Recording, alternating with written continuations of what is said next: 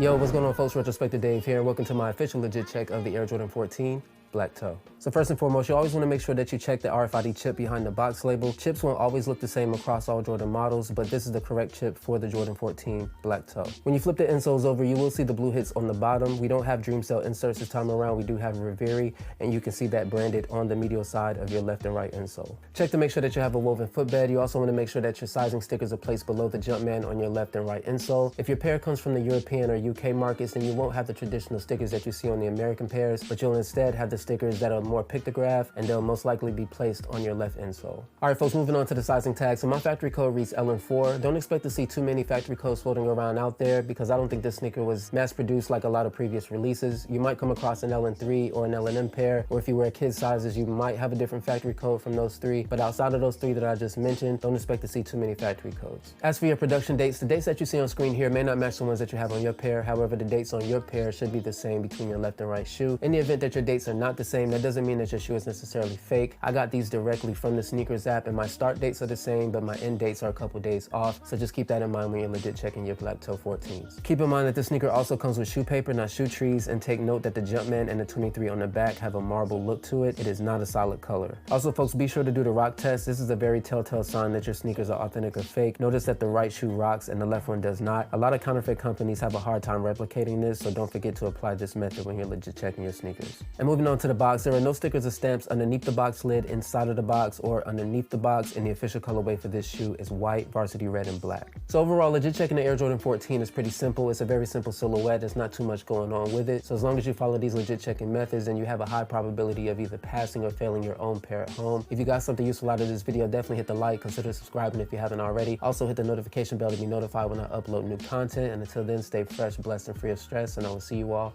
in the next video. Peace.